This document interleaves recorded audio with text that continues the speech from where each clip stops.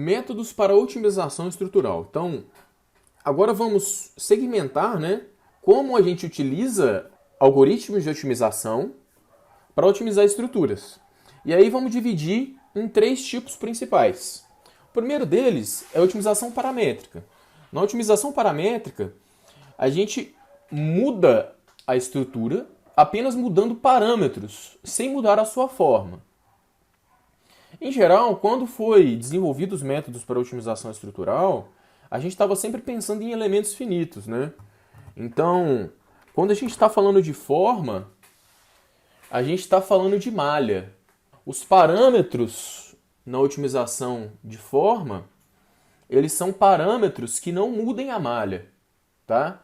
Apesar de se a gente abstrair e sair do contexto de otimização em elementos finitos, a otimização paramétrica ela acaba por ser mudar a estrutura sem mudar a sua forma, né? Então eu posso mudar espessuras, eu posso mudar alguns tamanhos, mas eu não vou mudar de um círculo para um quadrado, não vou mudar de um quadrado para um triângulo, etc. Então, por exemplo, eu posso mudar nessa treliça a espessura, ou se eu tiver um I, os diversos tamanhos dessa seção transversal, mas eu não poderia mudar a posição dos nós. Agora, na otimização de forma, quando foi concebido em elementos finitos, era mudança mesmo da posição dos nós. Então, a ideia de otimização de forma era distorcer a malha para se conseguir uma melhor rigidez ou resistência para um determinado componente. Vou dar um exemplo. Em uma estrutura que está sujeita a flambagem, tá? Vamos dizer que uma nervura, se eu criar uma forma fora do plano, se eu gerar, eu tenho uma placa comprimida e gero uma casca com uma curvatura, ela tem mais resistência à flambagem. Então, às vezes, o algoritmo de otimização pode mover os nós, gerando como que isso é conseguido. Então, se você for ver nervura de aeronave, são assim. Em veículos, várias estruturas de reforço, de longarinas, elas têm essas conformações para tirar do plano, entendeu? Isso tudo para aumentar a resistência à flambagem. Agora, otimização topológica, eu posso mudar não só a forma, como a topologia. E aí a topologia, vamos pensar aqui primeiro, colocar mais furos ou tirar furos, mudar a quantidade de furos. Então aqui eu estou mudando a forma dos furos na figura B. Na figura C eu mudo também a quantidade de furos e acaba voltando a uma estrutura treliçada que é uma solução ótima, tá? Só que não necessariamente eu preciso de todas essas barrinhas. Então, em uma otimização topológica de treliças, eu posso mudar a conectividade entre as treliças.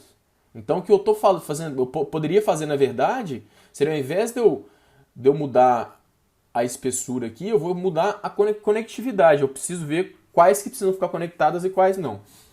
Vejam, ainda está um pouco aberto o que é a otimização topológica. Então, se você quiser ser um pouco mais formal, né, sendo a topologia um conjunto de espaços abertos e fechados, né, então, ou seja, eu tenho contorno externo e alguns contornos internos, uma estrutura com topologia diferente, ela tem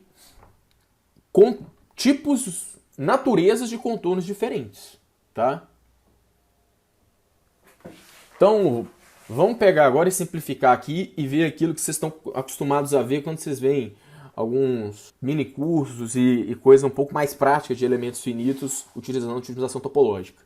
Então, tem o domínio inicial, discretizo esse domínio e aí aplico o algoritmo de otimização topológica que a gente já vai entrar e aí, através de um pós-processamento, chega numa forma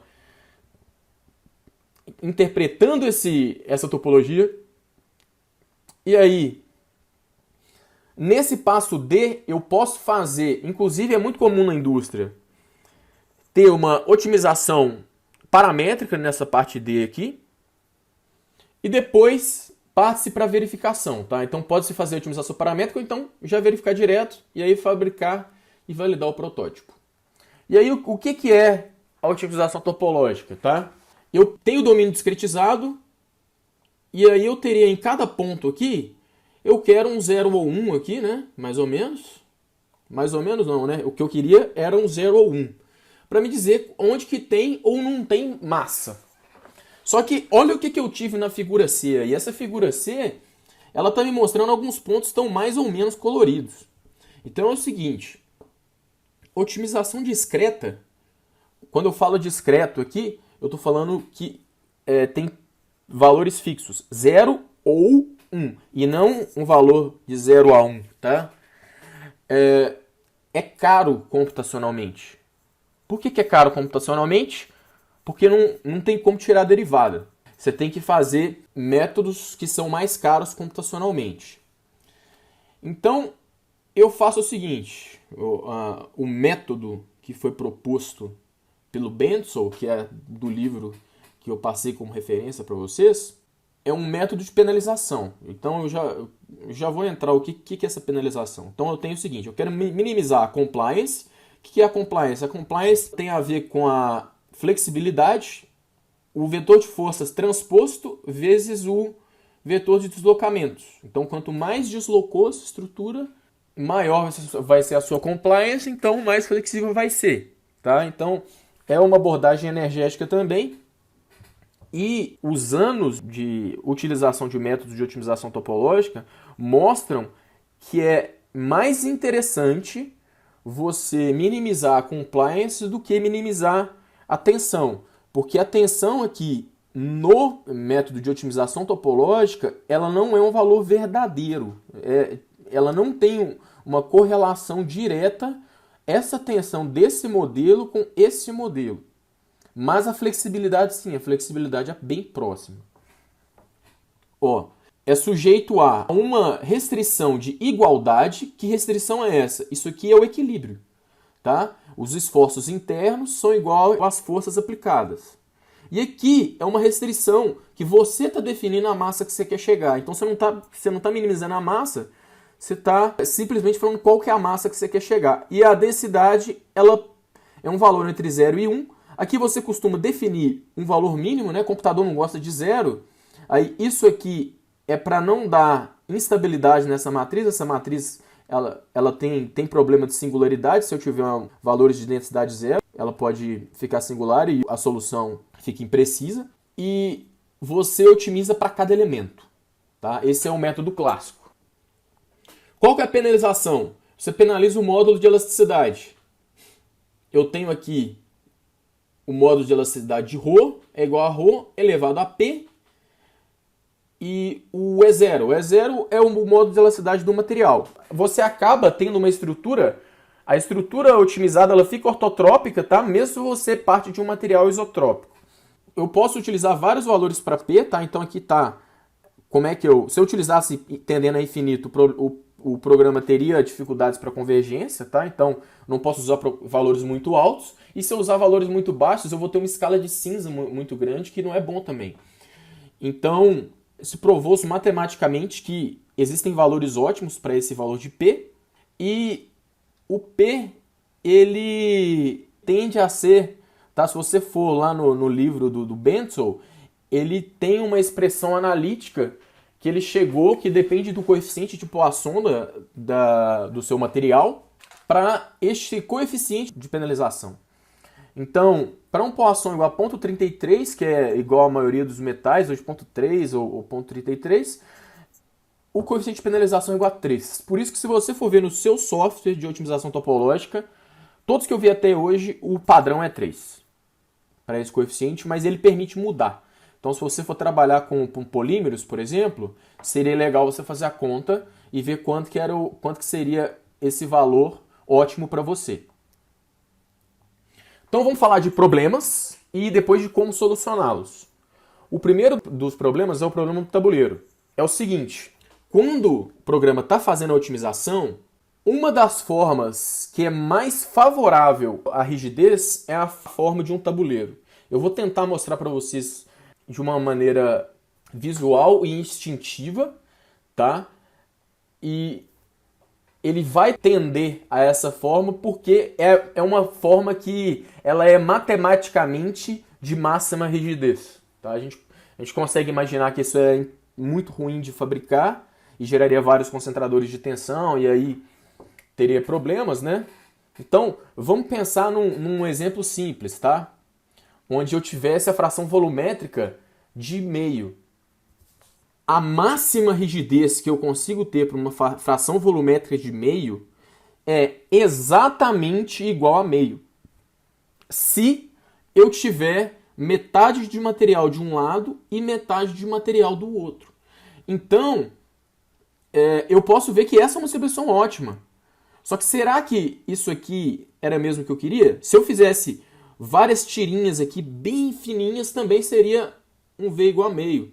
E o tabuleiro, o bom dele é que ele otimiza não só nessa direção, que foi a direção que eu otimizei, mas se eu tivesse esforço nessa direção, ele otimizaria também. Então, quanto mais fino o tabuleiro, melhor. Então, ele vai até onde a malha deixa. Então, aqui só, se o tamanho para essas duas regiões, a rigidez macroscópica é igual a metade da rigidez microscópica, e é o melhor que você pode obter. Então, se eu aumentar a resolução e tiver esforço lateral, eu vou chegar num tabuleiro que vai ser onde eu vou ter a melhor solução possível, ou seja, tipo assim, a menor redução de rigidez para um dado distribuição de material. Tá? Mas isso aqui, na prática, não nos serve. Então, a gente tem que pensar em como trabalhar isso. Outro problema é uma dependência de malha. Existem duas categorias de problemas, tá? Então agora a gente não pode dizer que todos os problemas isso vai acontecer. Existem alguns problemas que a obtenção de topologias vão ficando cada vez mais refinadas, de acordo com o que eu vou refinando a malha, igual eu estou mostrando nessa figura. E aí se eu refinasse mais uma vez, ele ia ficar mais refinado ainda. E aí eu posso ter um outro tipo de problema que eu convirja para uma solução ótima que não dependa da malha a partir daí. E se eu não souber disso de antemão? Olha só, eu vou fazer um filtro. Esse tipo de filtro, ele vai tender a me resolver os dois problemas. Então a ideia desse filtro é tirar escalas de cinza, e ele só vai começar a agir a partir de uma certa distância R. E esse R vai ser um R mínimo, que seria o tamanho mínimo das ramificações, das estratificações. Então, se a minha estrutura tem uma forma de raiz, né? Das raízes. Então, seria o tamanho mínimo do meu braço. Então, isso a gente já vê que de cara ele elimina tanto o problema do tabuleiro, porque eu não vou ter 0 e 1, 0 e 1, 0 e 1, quanto o problema de dependência de malha. Porque se eu tiver um tamanho mínimo e eu tiver aqui, sei lá, um tamanho mínimo que seja 3, 4, 5 vezes o tamanho da malha, mesmo você refinando mais a malha, ele vai ter um resultado bem parecido, tá? Bem parecido que eu digo, a malha vai refinar o resultado e não modificar a topologia em si. Para a solução, então agora a gente está falando de como a gente montou o problema de otimização. Agora vamos falar do algoritmo de busca. O algoritmo de busca é um método das assíntotas móveis. Então a ideia é tratar o problema como se ele fosse convexo, mesmo não sendo. Então se faz uma aproximação por série de Taylor até os termos quadráticos e exclui os termos da série das ordens superiores. Aí fica um problema bem convexo, né? E você vai chegando no ponto ótimo e a cada iteração você faz uma nova aproximação. Eu não vou entrar nos termos matemáticos aqui, mas é basicamente isso que a gente está fazendo. Então, o próximo ponto seria, a gente formulou o problema de otimização, tem agora os métodos de busca e as condições de otimalidade do problema de otimização. Aqui tem o método das assíntotas móveis, tá? Ele pode ter, eu vou aumentando ou estreitando essas assíntotas, tá? E aí a próxima etapa seria as condições de otimalidade, que a gente utiliza no método de otimização topológica. Aqui eu coloquei só como convergiu, tá? eu não quis colocar a expressão matemática, mas a gente utiliza as condições topológicas KKT, tá? Em um outro vídeo, eu gostaria de falar um pouco mais sobre as condições KKT. É uma forma das condições KKT que pega-se e se aplica, tá? Parece-se muito com derivada primeira é zero, tá? Derivada segunda é maior que zero, tá? Mas isso aí em várias dimensões, aí você tem que mudar um pouquinho, né? Aí entra gradiente e matriz hessiana. Então vamos lá, análise de elementos finitos, aí análise de sensibilidade, linearização, filtragem, método das assíntotas móveis, atualização das variáveis de projeto, convergiu sim ou não, e aí você plota os resultados, fim. Tem um paper que ele tem uma implementação em 99 linhas, tá, em menos de 100 linhas, de um algoritmo de otimização topológica com o solver de elementos finitos no código. Então, um próximo vídeo que eu vou fazer vai ser comentando esse algoritmo e lendo ele linha por linha para a gente entender o que está sendo feito e aí a gente entender como o que eles fizeram lá se relaciona com a teoria, tá bom? Então, um grande abraço. Esse vídeo ele acabou ficando um pouquinho mais denso, né? Um pouquinho mais longo, mas comentários, por favor, façam aí, sugestões de melhorias ou dúvidas que vocês tiveram no meio do caminho, me façam também e nos vemos na próxima.